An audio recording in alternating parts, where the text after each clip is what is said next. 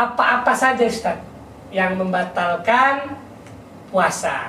Banyak juga ini mungkin yang sebagian ya yang belum tahu ya sudah puasa tapi kalau bahasanya itu sembarangan atau teledor. Ternyata itu bisa membatalkan puasa. Nah, jadi sengaja kita tanya kepada Ustadz mungkin yang lebih tahu ya, hal-hal yang membatalkan puasa itu apa-apa saja. Jadi dalam hal untuk membatalkan puasa, saya ingat ini Pak Aldi. Kejadian dulu masih kelas 6 SD kita, Madrasah Ibtidaiyah kan. Jadi kalau dulu ketika bulan Ramadan itu kan ada modelnya itu dari meriam bambu itu. Iya. Nah, nanti bahan bakarnya itu minyak lampu kan, ditembus, bom bunyi dia. Jadi ketika kita bermain ininya hitam, keriting semua alisnya kan itu. Jadi ingat saya ketika di siang hari dulu bermain itu tiba-tiba haus dan lapar. Ya. Haus dan dahaga banget. Karena lapar. keasikan Karena ya. bermain. Lelah ya, Pulang, tentu ya. saya minum. Tengok di meja makan ada sisa ikan tadi. Waktu sahur makan saya. Begitu makan saya keluar orang tua itu dari kamar mandi mau sholat zuhur. Nak kamu kan puasa. Iya ya. Jadi gimana nih ya? Lanjutkan. Ya belum sempat minum dulu ya, nggak boleh. Apakah ini batal? Tidak. Kenapa? Karena tidak unsur kesengajaan. Walaupun minum tadi. Walaupun minum. Waktu tadi belum minum ini gitu kan? Tadi kan? Kalau sudah diingatkan, kita minum batal. Oh batal. Batal. Makanya jadi habis makan tadi nggak minum dong? Nggak minum ya? Nyangkut Pak. Batin gini. Waduh, tahu gitu ngingatkannya tadi waktu setelah minum. Setelah gitu. minum ya. Jadi sempat minum Nah, dulu. makanya gitu ya? kita sebagai orang tua kalau nampak anak kita puasa, mana tahu dia lupa, kan mengingatkannya biar aja dulu gitu. Biar sampai kenyang dia kan lumayan. Nah, jangan begitu tahu puasa kan. Iya. Kasihan. Jadi ketika itu, jadi saya tanya apakah puasanya ini sah atau tidak sah? Tetap dilanjutkan. Tetap dilanjutkan puasanya karena unsur ketidaksengajaan itu bukan merupakan hal yang membatalkan puasa. Apalagi dulu masih kecil, jangan nangis.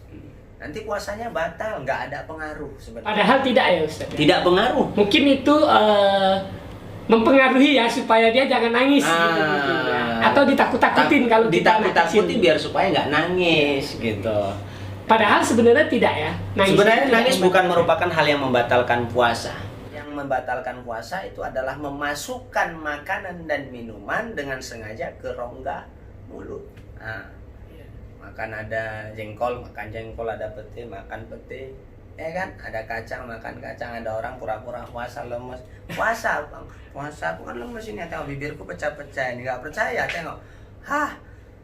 Harumnya orang yang berpuasa itu seperti minyak kasturi, tapi bukan berarti harus kita kasih tahu. Jadi Ustadz kalau kumur-kumur bagaimana? Apakah ini membatalkan puasa? Tidak. Kumur-kumur itu merupakan hal yang makruh. Nah, kumur-kumur itu merupakan hal yang makruh. Kenapa?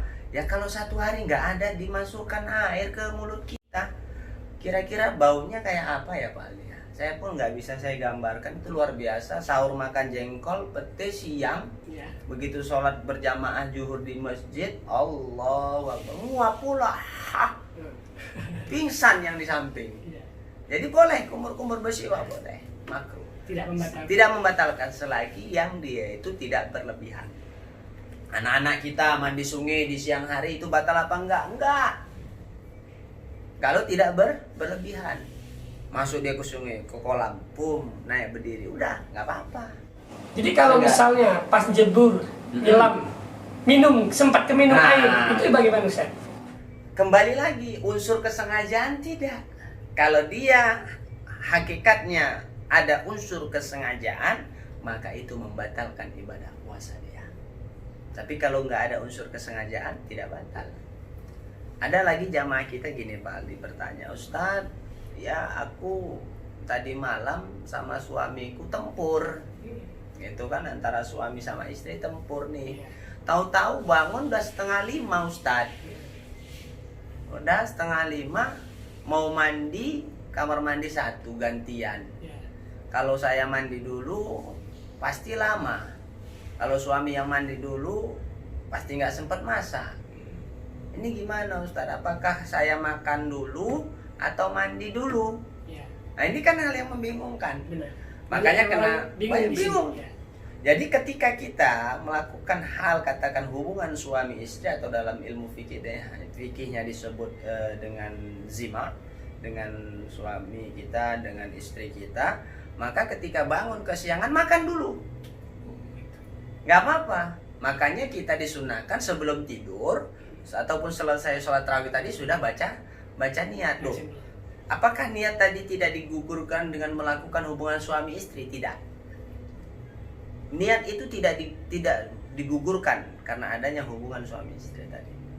Nah, jadi ketika kita mengalami demikian, maka yang harus kita lakukan adalah makan dulu. Sudah makan, jangan langsung tidur lagi. Mandi, harus sholat subuh. Mandinya mandi besar. Nah, tapi kalau sholat subuhnya nggak mandi, nggak sah sholat subuhnya, bukan puasanya. Sholat subuhnya kenapa? Salah satu, ketika kita hendak melakukan ibadah sholat subuh, kita harus dalam keadaan suci dari hadas besar dan hadas kecil. Jadi yang perlu kita garis bawahi adalah semua unsur kesengajaan memasukkan katakan sesuatu sampai kita supaya muntah, batal. Tapi kalau unsur ketidaksengajaan nggak ada masalah. Nah, suntik, sakit bulan puasa, demam nggak turun-turun, suntik batal apa enggak? Enggak, makruh. Oh, tidak ya? Tidak, karena dia tidak memasukkan ke rongga mulut, dia kan melalui mulut. Oh, berarti kalau luka gitu nggak batal lah? Enggak, dulu kan anak-anak kata wah berdarah batal. Sebenarnya tidak ya, tidak. Tapi yang batal itu kalau minum obat. Suntik nggak batal, minum obat bodrek bulan Ramadan batal. Jangan mentang-mentang bodrek bisa diminum kapan saja ya kan. Nah, siang hari dimakan juga ya batal karena diminum. Wallahu a'lam bishawab. Ustaz, ini pertanyaan terakhir ya Ustaz. Hal-hal apa saja yang dapat menghilangkan pahala puasa? Terkadang banyak orang berpuasa tapi mungkin karena ketidaktahuan, nah melakukan hal-hal, ternyata hal-hal yang dilakukan itu bisa menyebabkan pahalanya itu jadi hilang. Ataupun kadang ada orang yang bilang kalau masalah pahala itu kan urusan kita sama yang puasa gitu, ya. Hamba Tuhan gitu ya.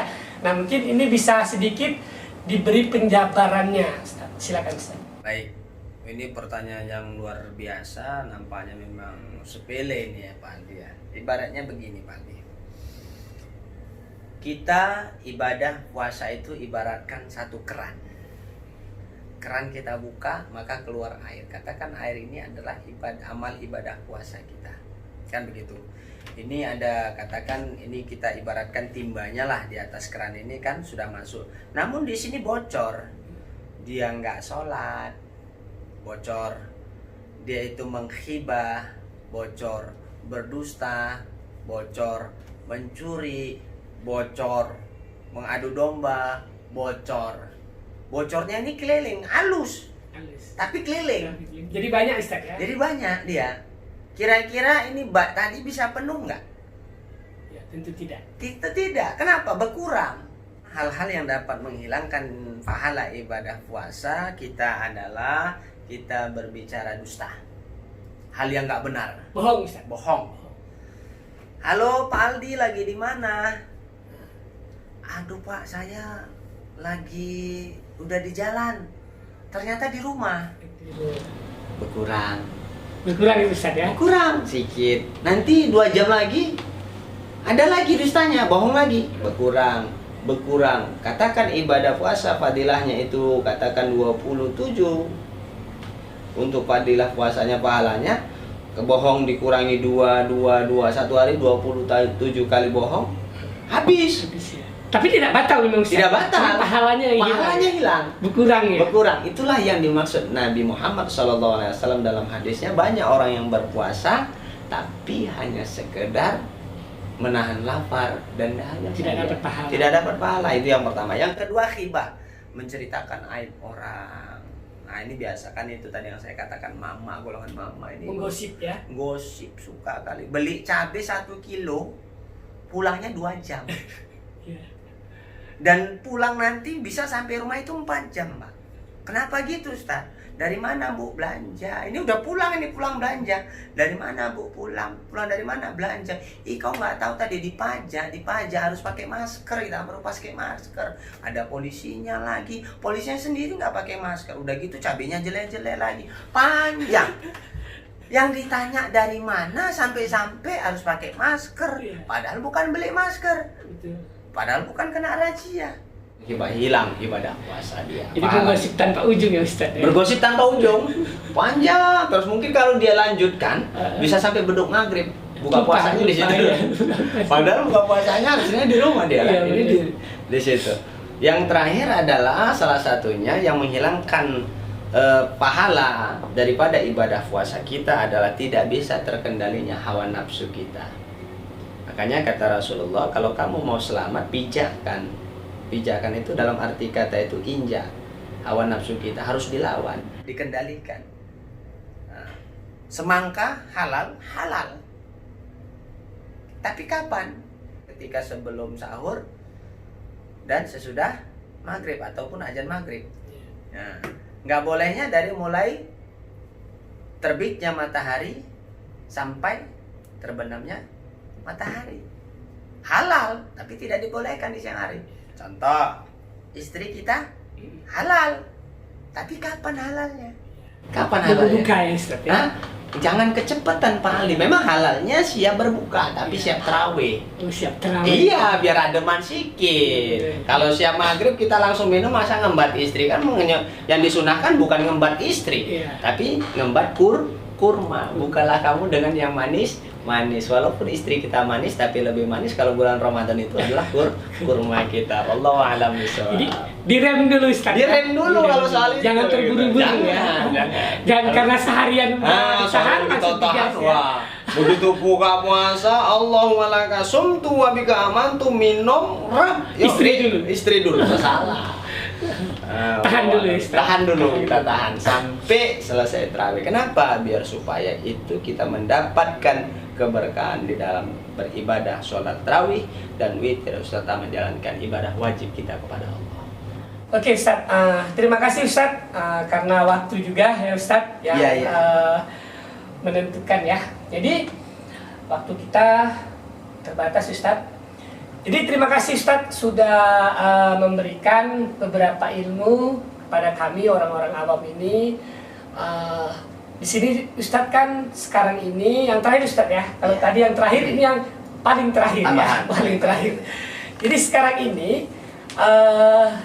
di bulan Ramadan ini kebetulan di saat kita beribadah menjalankan berpuasa di bulan suci Ramadan ini, di negeri kita tercinta ini kan sedang dilanda yang namanya virus corona. Nah, jadi mungkin buat Ustadz bisa memberikan tambahan ya pesan khususnya kepada kita orang-orang yang menjalankan puasa di tengah-tengah wabah virus corona. Mungkin Ustadz bisa memberi motivasi ataupun pesan singkat kepada para pemirsa, para penonton ya. Singkat saja Ustadz, silakan. Sahabat-sahabatku dimana saja berada, Iwan Villa, kita kembali kepada nasihat Rasulullah SAW, Pak Aldi, yang mana Rasulullah sudah mengatakan apabila ada wabah dalam satu desa, dalam satu kampung, ataupun kita kenal dalam satu wilayah, maka jangan masuk atau maka jangan keluar. Kalau don Allah kita sendiri, kalau nggak ada kebutuhan kita yang terpenting, nah jangan.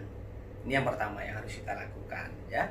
Yang kedua adalah yakinlah Islam adalah agama penyempurna daripada agama yang lainnya. Namun yang perlu kita garis bawahi di sini adalah tetap jaga wudhu kita. Saya bermimpi ataupun punya hayalan paling 2020 udah punya rumah yang besar. Ternyata tidak, Pak. Ternyata kita diajari bagaimana cuci tangan yang betul 2020. Padahal dalam Islam dari dulunya sudah dikasih tahu. Walaupun itu hukumnya sunnah di dalam berwudu mencuci tangan, tapi harus ada menyela-nyela. Nah, pemerintah kita menganjurkan cuci tangan menyela-nyela. Islam sudah mengajarkan demikian. Jadi tetap jaga kondisi kebersihan baik itu di badan kita ataupun di rumah kita. Ini yang kedua. Yang terakhir adalah hal yang terpenting lagi, yakinlah ketika kita menjalankan perintah Allah, maka apapun yang diberikan Allah, Allah Maha tahu. Kita sama-sama berharap di bulan Ramadan yang penuh berkah ini, di bulan Ramadan yang penuh maghfirah serta pengampunan kepada kita semua, Allah angkat wabah ini dengan segera sehingga kita bisa beraktivitas sebagaimana biasanya sehari-harinya. Wallahu a'lam bishawab. Baik teman-teman, itu tadi perbincangan kita ya bersama narasumber kita Bapak Ustadz Nur Hadi Sinaga.